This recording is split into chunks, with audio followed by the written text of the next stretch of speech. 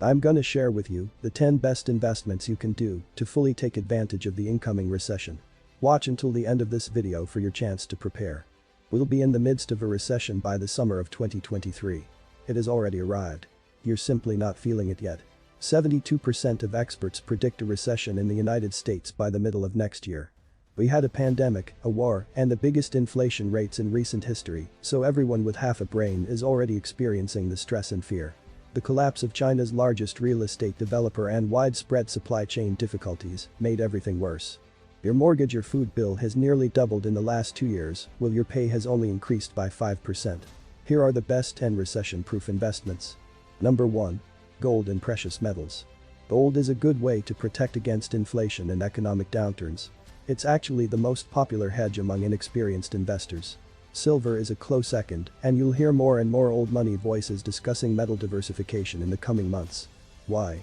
Governments must boost the economy in order for countries to recover from recessions. Their preferred method is to throw money at it, which increases the financial supply, and because gold is a relatively rare item, its value rises. The problem with printing more money is that they have been doing so for several years, resulting in historic levels of inflation. If you are young, consider Bitcoin as an option, as it is regarded as gold 2.0. Number 2. Consumer staples. Whatever the economic condition, there are some products that people will continue to buy, and by consumer staples, I mean Procter & Gamble, Colgate-Palmolive, Coca-Cola, Estée Lauder, General Mills Incorporated, and anything else that you use on a daily basis. Consider what you buy out of necessity rather than choice. You'll still need toilet paper no matter how bad the economy gets. Find businesses that manufacture similar items and invest in them. Number 3. Commodities and raw materials. You're in luck if you're familiar with the commodities market.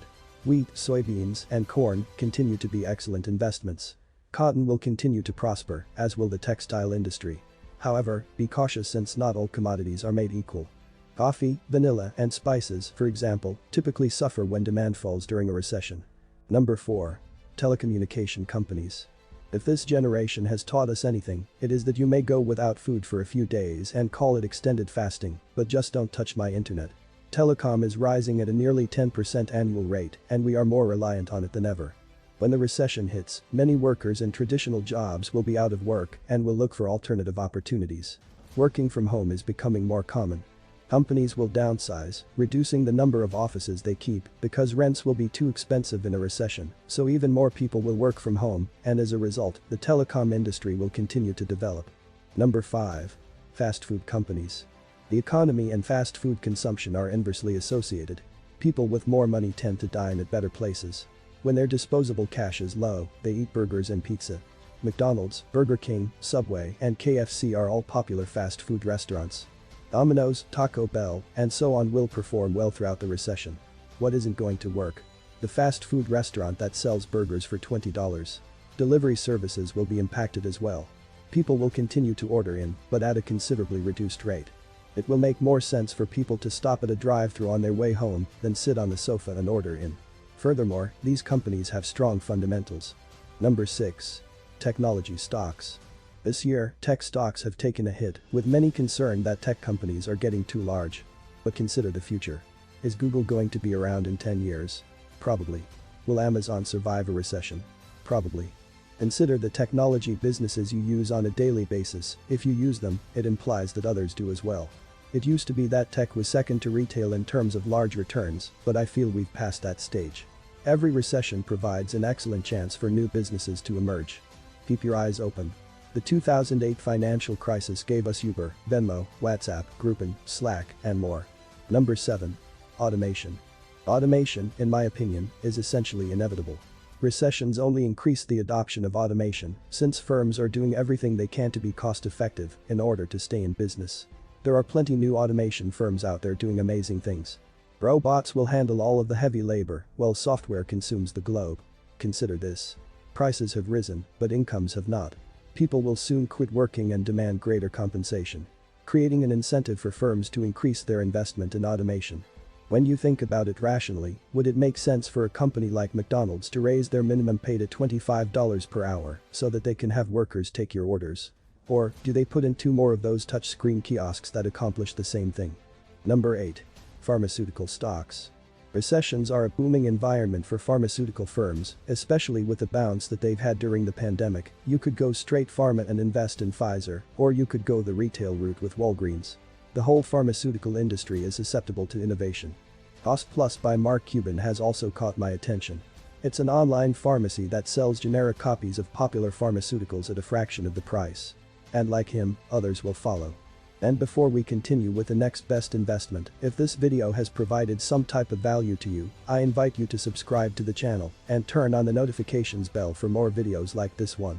On this channel, you will find videos about investing, personal finance, and other topics to optimize your daily life and achieve success. I would also really appreciate it if you hit the like button. Providing this free content takes hours of work and research.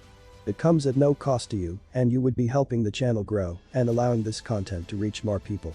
Thank you, and let's continue with the video. Number 9. Utility stocks. No matter how terrible things go, you must keep your lights on. Holding utility stocks in your portfolio requires a comprehensive investment plan. Essentially, you should investigate energy producers, energy distributors, energy service providers, natural gas suppliers, and water and sewer utilities. Although raw material costs vary, demand is increasing. Number 10. Vice industries. The vice industry is the last one on my list. During recessions, alcohol and cigarette sales skyrocketed. People desire to escape and forget about their financial problems, which leads to vice consumption, which benefits corporations like Philip Morris and Altria Group during recessions. People start playing the lottery more, and everyone is looking for more money because money isn't as abundant or as valuable as it once was. This recession isn't going to be your typical market downturn. Panic, followed by brushing it off. Elon Musk has projected an 18-month recession, and my internal market data indicate similar market tendencies. The only way to prosper during a recession is to extend your time horizon. Recessions are cyclical in nature. There's always another one on the road, they're a natural part of the economic cycle. So, I'm curious, how long do you think we'll be in this one? Leave your response in the comment section. Also, please keep in mind that I am not a financial advisor, and the statements in this video are not intended as financial advice. I am just an analyst who conducts research and present my views for information and educational purposes only. In order to make the best financial decision that suits your own needs, you must conduct your own research and seek the advice of a licensed financial advisor if necessary. And this will be all for today. Thank you all so much for watching, and I'll see you on the next one.